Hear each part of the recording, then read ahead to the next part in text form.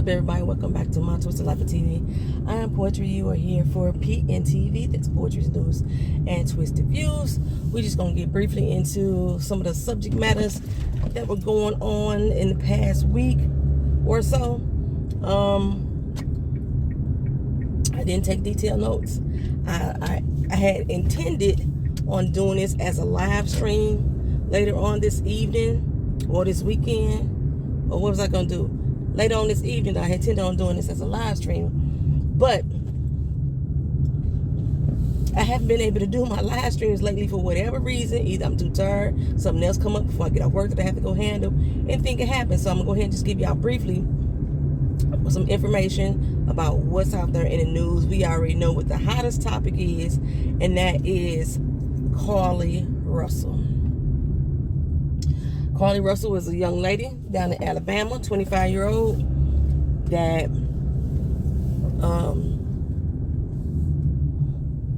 that went missing a few days ago. Normally with black women and that go missing, they don't get as much public visibility as this particular case did. But everybody and their mama was sharing the news about Carlee. I think her brother made a TikTok video, all kind of stuff, right? And I think one of the reasons why it got so much public visibility is because of the fact that Carlee supposedly had seen an infant or a toddler walking down the highway. So she's called the police, pulled over, and after she reported it to the police, she called her sister. She called someone else on the phone, and called someone else on the phone, and while they were on the phone together, you could hear Carlee say something along the lines of, "Are you okay?" But she does not hear anybody else respond. And the next thing you do, you hear her scream. This is what the person on the other end of the phone reported. They heard her scream. All right, so this happened at 9:30 p.m. On the night in question. Carlee had got off work at 8:20. Apparently, after she got off work, she swung by Target, picked up some snacks on her way to wherever she was going. Now, again, this is an hour or so after she left the store that she along on this highway. I wasn't sure if she was supposed to be heading home or where she's supposed to be heading, while I was taking over an hour for her to get to her destination. But from the footage cam on the highway, you can see a vehicle. You can't identify if it's her car or not, but you can see a vehicle on the shoulder with the hazard lights on, slowing down, right? Nobody else on the highway is slowing down for any reason at all.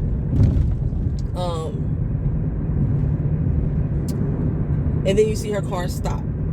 You cannot see clear footage. It's super hella grainy. Like I said, you can't even identify if that's really her car.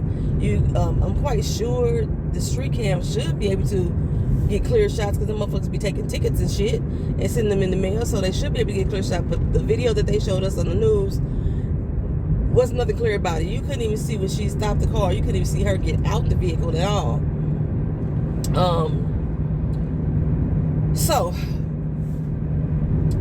2 days later, she showed up at her parents' home after the police and people have been searching for her and sending out alerts and things of that nature. She showed up at her parents' home. The parents said she was very despondent. She wasn't speaking. They called the medical staff to come out and assess her. They came. When they showed up, she was speaking clearly and talking, and they took her to the hospital for to look over her to see if she was okay. Am I forgetting anything? The parents then did an interview about how the case is still under investigation. They are stating that their daughter was indeed abducted. She had been mentally and physically abused, and there was nothing else they really was going to talk about. But they did indeed state that there was an abductor. The police then came out and said that they didn't have any evidence that there was a toddler walking along this highway. Now, I'm going to pause right here for a moment and get a little personal. Because I told y'all that I agree with Chris Rock when he said that everybody on this bandwagon mentality. This right here is an example of bandwagon mentality to me. The police came out and said that they didn't see no toddler, and everybody and their mama who thought it was a hoax jumped on the bandwagon and started turning this girl down. Half of them started turning it down before they even said what was going on. They started making fun of her, saying that maybe she saw a midget along the highway. They started doing all kind of stuff that's already letting the world know, and Carlee, if indeed she was abducted, that she had no support publicly. Nobody believed what she was gonna say publicly anyway, right? Why y'all take so long to turn? One vehicle made it through this light. So, come on, fuck you doing? This is why people ain't making it through the damn light. So, then the police did, well, I was pausing for a second, right? Okay, so my thing is with this particular thing, just because the police didn't see any evidence of someone walking along the highway does not mean it didn't happen. From the time that she placed the phone call to the time they showed up, if somebody abducted her, it's very possible that the toddler went with her because it was a decoy, you know what I'm saying, or a plant, a bait, in other words. Back in 2021, there was several cases put out in the news about this same situation, that there was traffickers were using baby strollers and babies along the highway to lure women into captivity. Now, the police did at that time too also said they had no evidence that any of that was true, so they called it a lie. But honestly, how many human trafficking rings do we really know much about? How many human trafficking rings do we really know what their mode of operation is, that we can say with fact that they exist? Because if we had that information, we would be able to stop them for the most part. That's one thing, okay? And I told y'all about the bear in my neighborhood, right? Okay, so when I moved over here, I saw a sign up in my neighborhood that there was a bear sighting. I remember I did a little short about, oh God, there's a bear in my neighborhood and this, that, and the third. I was telling everybody about the bear. Talked to my neighbor was telling me about the bear. Nobody has seen this bear. Now, nobody has seen this bear. There is no evidence of this bear walking through my neighborhood, but everybody believed that there's a big ass bear. So how is it? I don't see that it's unreasonable to assume that there may have been a child alongside the highway. There may have been, a toddler alongside that. It may have been in efforts to actually kidnap this girl. So I've been kind of debating that all weekend with people, right? Not necessarily saying whether I believe Carlee or not. I didn't have any type of final thought on that for real, and the reason why is because I have been abducted, and I'll get to that in a minute too. But I told y'all about that before. It's in one of my traveling talks that I did a story time about it before too. So, but everybody, they was clowning. They made memes within a matter of seconds about how much she a liar, how she just a small let, this, that, and the third. And I was still holding my reservation on what my final thoughts was. What I was happy about was the girl was home. You had those people like, I'm gonna pray for her, but she lying anyway. Then you ain't praying for her.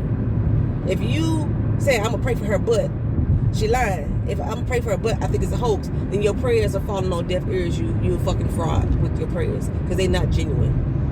Anywho, the police then came out and did a press conference. In the press conference, they talked about also, I forgot to mention the snacks in her wig was left on the dashboard. Her car was on the side of the highway, running with the door still open when the police showed up. Her purse was on the dashboard. Her Apple Watch was inside the purse. But the snacks that she supposedly bought from Target was gone. Okay, again, this was 8:20 that she went to Target. And this is now 9:40 when the police show up. Or 9:30 when she made that phone call. People don't eat snacks. When I leave out of Target and I buy snacks, or any store and I just buy snacks, whatever receipt I have or bag I have, I may throw it in the trash on the way out the door. I may be eating that shit along the way, wherever I'm going to my destination. It wasn't like she had a whole Google Alba snack. She didn't go buy $100 worth of snacks like she was going on a road trip. But she just bought a couple bags of shit. They didn't see no evidence of the bag. People throw trash out the window all the time. So, you know, that there also did not tell me she lying. But people was running on the bandwagon that was the reason why she was lying as well. Now, the police, like I say, they came up with a press conference, and they also mentioned that her search history was showing that she was searching Amber Alerts, how you get paid for them. She was searching things that would be the movie Taken, like ways that she can be connected to being taken. These are things that will justify doubt in my mind. These are the things that would justify. I would understand that fully. I think Ken Dom had said to me on Instagram, it was the search history that got him. Fully understand that. But people had already started tearing her down before the search history was even made public. People had said that she was a drug addict. She probably popped for weed. A lot of people smoke weed. People said that she lost her job as a nurse. She was leaving work when the fuck this shit happened. She was leaving this, but they said she was trying to embezzle money from her job. People had all kind of stories. Supposedly she was laid up in a hotel with her boyfriend. I still haven't seen anything to validate any of those statements that she was laid up with her boyfriend in a hotel and she just did it for a man. From what the police said in their press conference, they still investigating. If indeed that she was laid up with her boyfriend, what else would there be to investigate?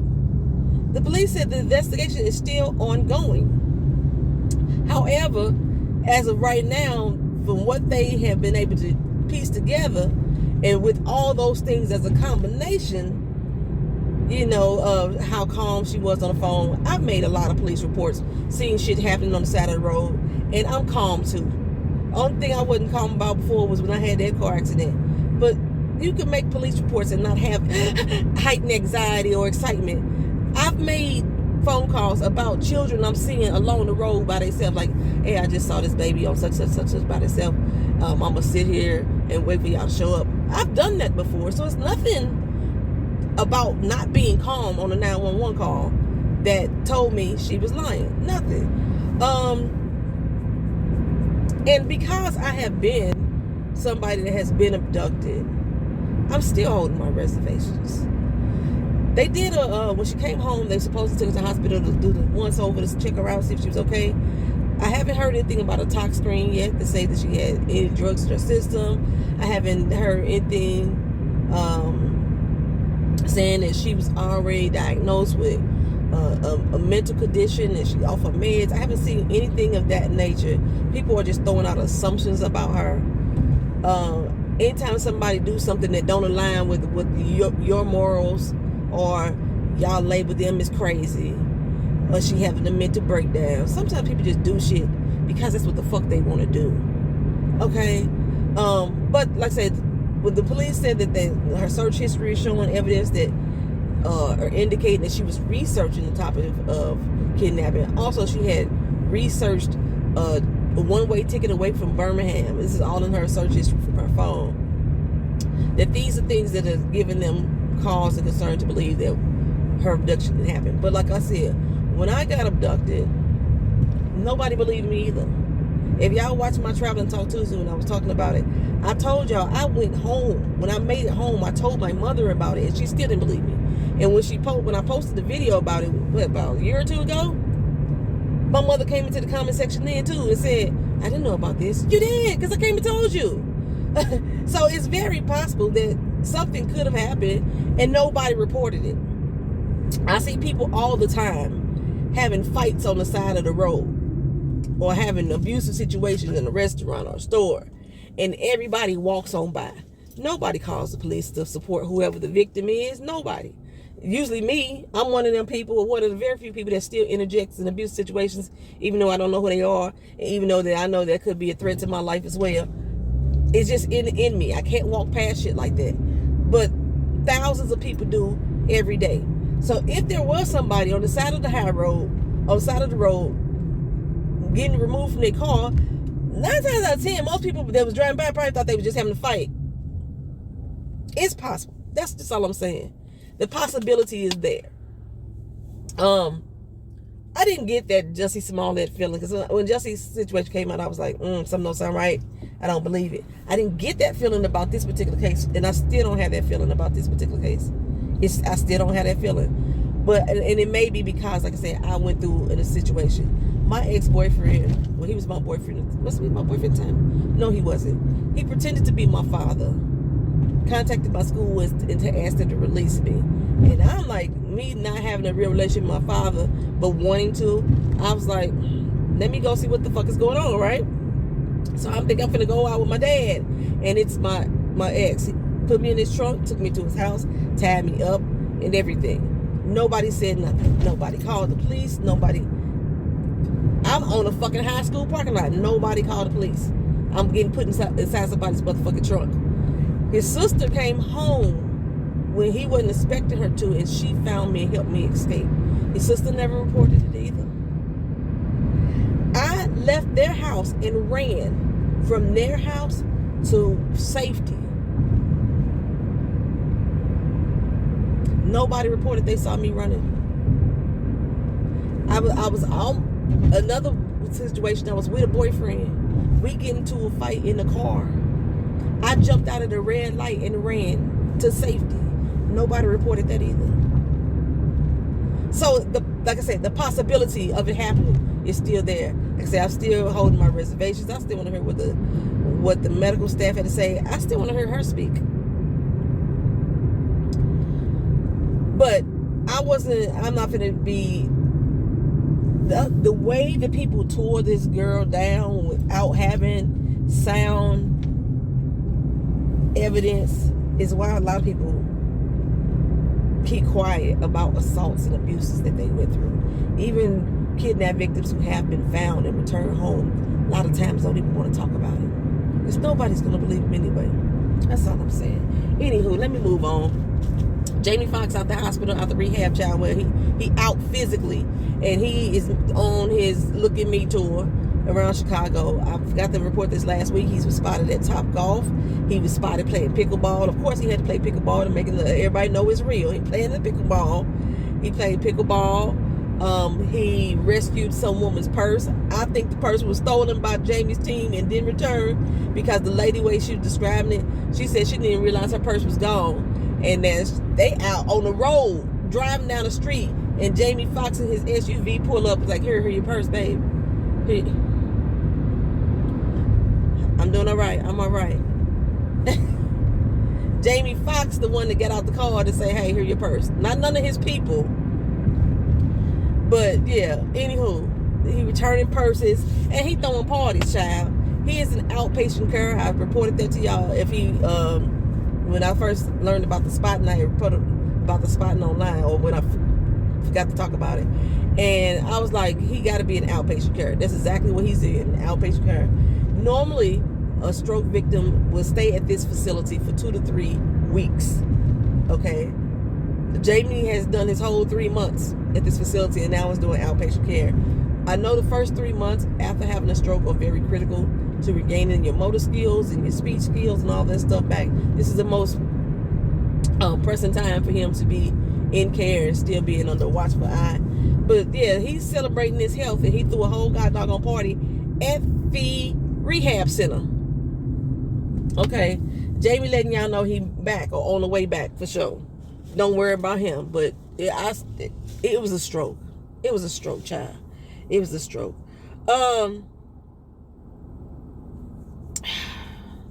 Donald Trump is on his way to indictment again I told y'all when I did my report on Jack Smith before and the documents trial that Jack Smith was handed the documents trial and the January 6th insurrection at the same time. Okay, right now we're having slight delays on the documents case because people have to get security clearance. While Udo filed for a delay, this, that, and the third. Trump trying to get the case thrown out, which no, it's moving forward, right? So in the meantime, Jack Smith is pushing forward with the January 6th insurrection case. According to Donald Trump, on his Truth Social, he got served with a target letter. The target letter is basically saying you are under investigation, you have a grand jury hearing, you must appear before the grand jury in so many days. Normally when this type of letter is sent out, they are ready to indict, okay? Or they feel like they have enough information to get him indicted. According to Trump's letter, he had 4 days to respond to the grand jury. Today is the 4th day. Today is Thursday. So he should have had to close the business today.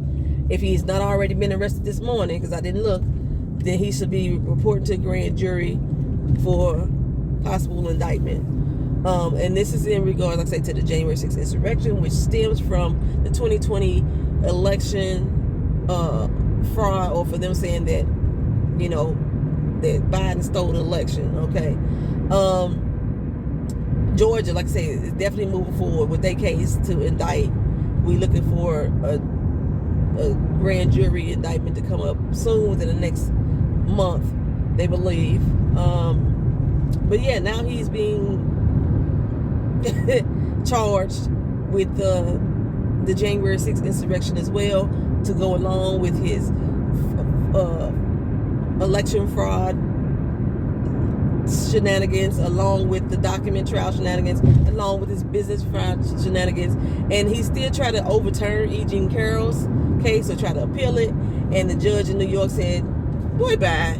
Ain't nobody did nothing wrong to you. Justice was served. You owe this lady $5 million, right?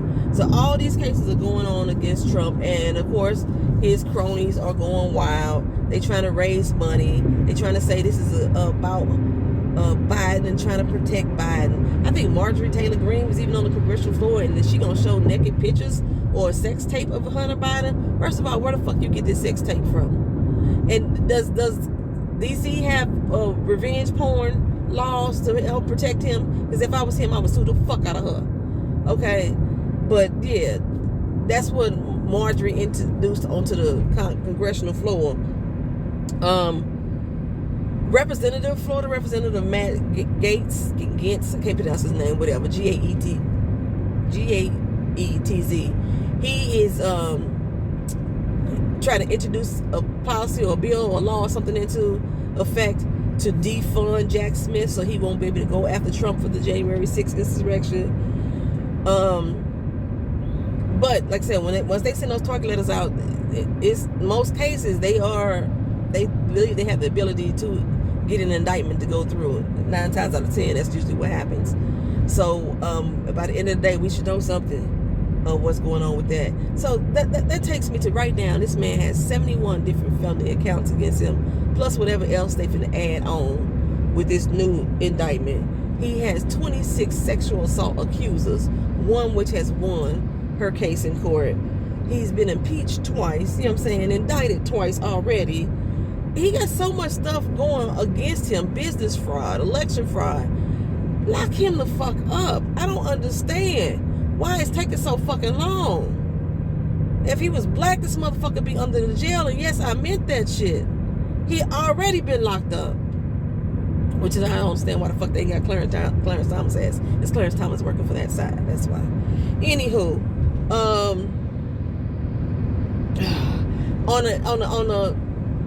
to piggyback off of these charges with Trump, Dana Nessel, the Attorney General from Michigan, she also decided that, you know what, let me look into these damn electors that happened in the 2020 election. And she has charged 16 of them with election fraud.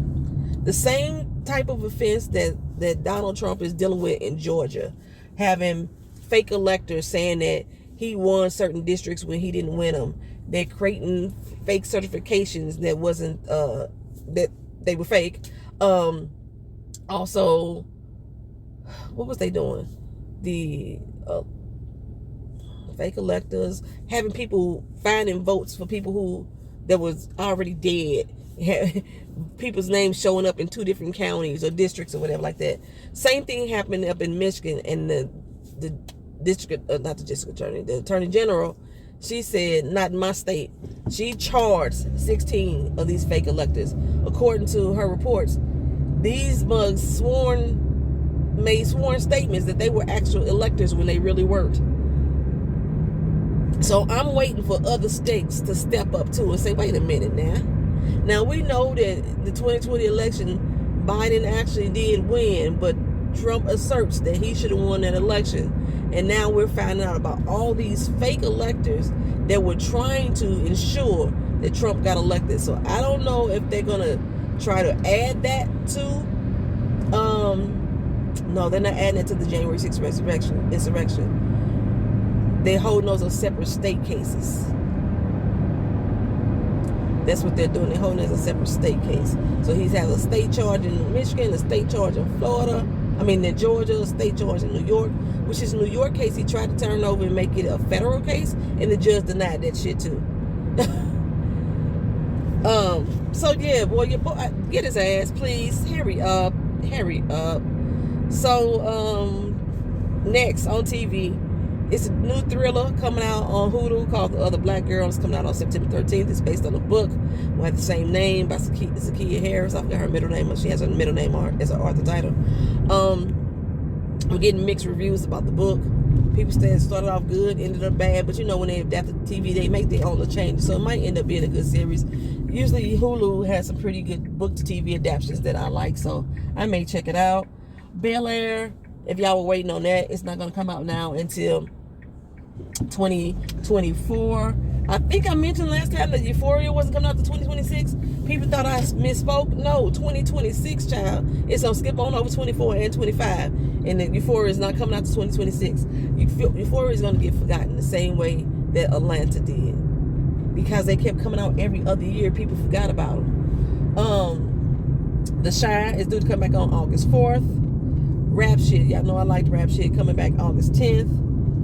Daryl Dixon, The Walking Dead, in Paris Child, coming out September 9th. Baby, The Wiz is on Netflix, honey. The Wiz, you can win, child. Yes, The Wiz is. I don't watch that so many damn times. Am I late for work? I am late for work, son of a bitch. All right, I'm here at work. My boss is outside looking at me crazy. I will talk to y'all in another video. Peace.